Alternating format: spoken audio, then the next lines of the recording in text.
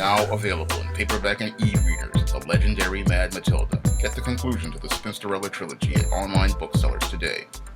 In a previous video, I talked about the 3 phases of being a goth, and in that video I gave a general overview of how a person grows into the subculture and grows older in the subculture. And I talked a bit about the 3 phases a person goes through as they go from being a baby bat to adopting the goth lifestyle as their lifestyle. And in that video I talked about the baby bat phase, where a person first discovers goth and then learns about the subculture, and the adolescent phase, where a person is growing into finding what role they are going to play in the goth subculture and where they want to be in the goth subculture and how that will shape their identity. And I also talked about the 3rd phase, which is the elder goth phase, where a person is already established in the subculture and they are now teaching the culture and then passing it on to the next generation. Now in this video I'm going to go a bit in depth about what I call the adolescent phase. Now the adolescent phase of being a goth is one of the most turbulent times of a person who is in the subculture. Just like being a teenager, the adolescent goth is a person who is coming out of their baby bat phase and then finding out a lot more about the subculture. They're learning about the different aspects of the music. They've come out of the classics like Susie and the Banshees, Bauhaus, Joy Division, and Sisters of Mercy, and all the basic bands, and they're starting to explore other different genres of music, like the dark wave, like the cold wave, like the new wave, and even finding out about things like EBM and industrial, and they're also finding out about other fashion styles in goth, like the industrial fashions, or the steampunk fashions, or the punk fashions, or the post-punk fashions, and they're exploring these different styles and exploring these different aspects of the subculture and finding out what they like and what they want to be a part of their lifestyle and what they want to be a part of their visual aesthetic. And when you have an adolescent goth, they're trying to see what styles fit them, and sometimes they'll take one style and they'll go and they'll mix it with another style. And again, this is all about creating the identity and the style that they feel comfortable with. So you may see a person who may mix a new romantic with an industrial skirt, or a guy who mixes a new romantic pair of pants with a steampunk, and he's doing that again because he's trying to figure out what style and what aesthetics work for him and what look works for him. And the whole thing with the adolescent is that they're exploring and finding out what they like and what they don't like. And sometimes people's looks will change, their aesthetics will change, and even their taste and interests in music and art and literature will change because, again, like the teenager, you're trying to find out what you like and what you want to be a part of your life and your lifestyle as a goth. That's what the adolescent stage is all about. This is why you'll see somebody who will go and change their hair from V-bangs to pigtails, and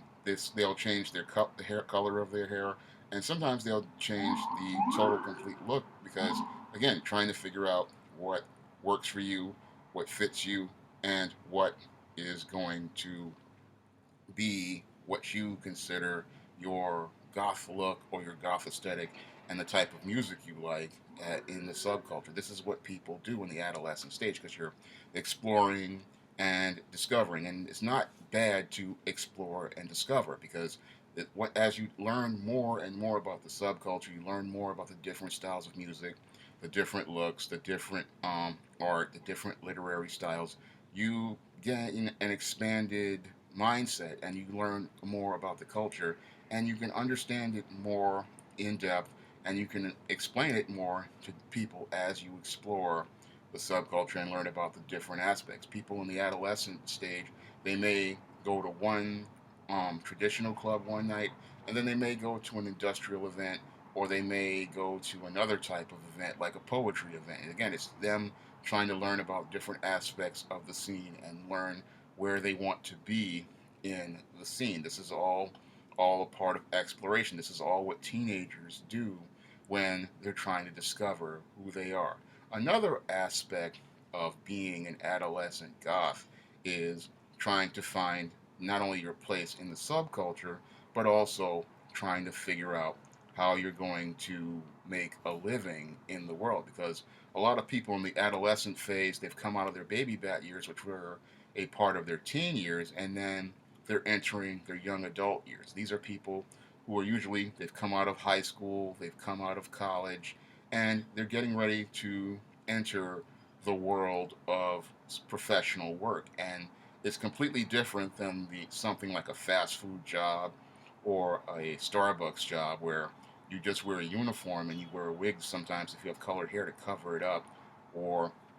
you wear a hat or something like that to cover things up. The professional world is completely different. And during the adolescent phase, this is where many goths have to learn how to really adapt if they hope to try to make a sort of living, any sort of living in corporate America. This is where a lot of people, some of them become what they call the weekenders because they don't want to completely change their aesthetic and um, and lose their job. So they wind up making the compromise where they're forced to present a corporate appearance from Monday through Friday, and then on Saturday and Sunday they go out and they put on the complete goth look. Other people in the adolescent stage, they start learning how to modify their look so that they won't wind up alienating bosses and costing themselves a very lucrative job. So they'll wind up again doing things like modifying their clothes and modifying their hair so that they can find a way that will help them keep the job that they have and stay goth in a way that won't get them fired. Other people, what they'll do is they'll try to find ways to express themselves and their dark aesthetic by going out here and buying black clothes and then mixing different colors in and then mixing different designs and patterns in and creating different kinds of outfits that appear professional but allow them to keep their dark aesthetic. And an example of that is what I saw on the Sophistique Noir blog a couple of years ago when I was started writing the first Spinsterella novel. And this was a woman who was a goth for many years, over 20 years, and she decided to make a way to stay goth while she was working in corporate America. And many goths have to do this because if they want to make a living, what they have to do is adapt to their look to the workplace. And this is something a lot of people have to do, and this is something people have to learn how to do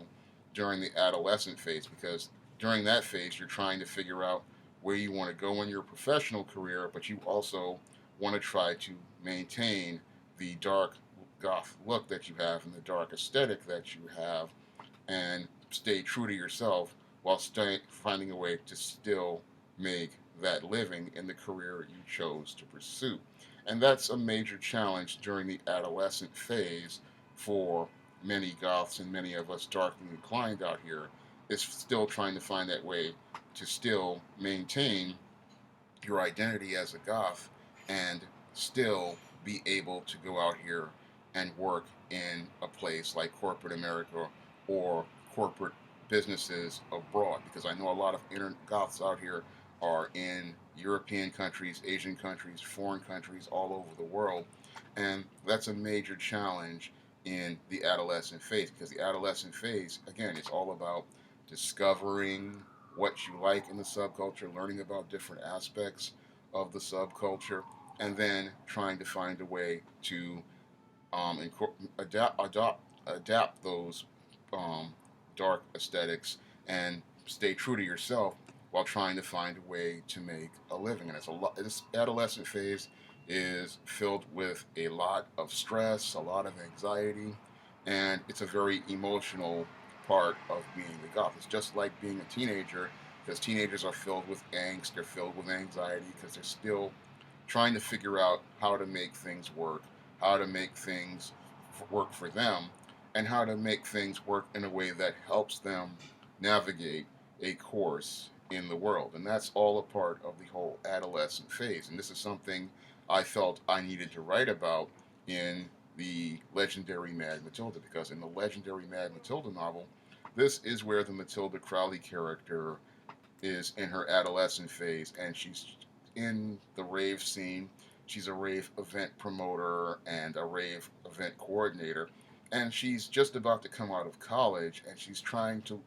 try to figure out a way to stay true to herself as a goth as she transitions into corporate America and tries to find a way to make a living. She's still trying to find a way to stay true to her identity, and she's still trying to find a way to stay true to the values she had in the subculture, and stay true to who she wants to be in the subculture, and find a way to make that work in the world of corporate America. It's a tough period for the Matilda Crowley character as she transitions from the rave scene to corporate America. She goes through a lot of hardships and a lot of struggles. And one of her friends, the Lady Diabolite character, she also is going through the same type of transition because she's just got her master's degree and she's trying to start teaching at this university. She got an adjunct position and she's trying to figure out how she wants to keep her goth aesthetic and her goth look and incorporate it in a way that helps her keep her career and start her career in a way that doesn't alienate people in an environment like a Columbia University. Both women are trying to navigate a course for their career and then trying to find a place for themselves in the subculture and find an identity for themselves that in the subculture, and trying to find out where they want to go in the subculture, because the goth subculture is a very broad thing. A lot of people, they'll come in and start with the club scene, or they'll start with the music, or they'll start with the fashion,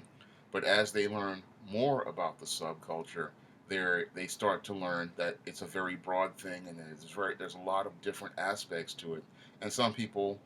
as they're exploring, they find the place they want to be. Now, others may find out that goth is not the thing that for them, and they decide to leave the subculture. So they never enter the adolescent phase. But those who enter the adolescent phase, they have to try. They learn a lot more about the subculture. They learn the bigger picture of the subculture, and they grow into the subculture, and they learn about the vastness of the subculture, and they find that place in the subculture for them. This is the whole thing about the adolescent phase,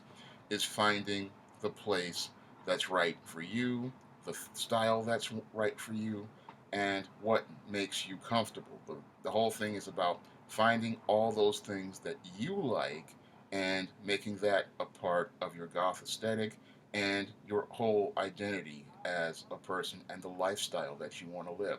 Because goth is not just one thing, it's anything, it's everything that you want it to be, and you find the things that are dark that make you feel comfortable, and you incorporate those things into your life and your lifestyle. And that's all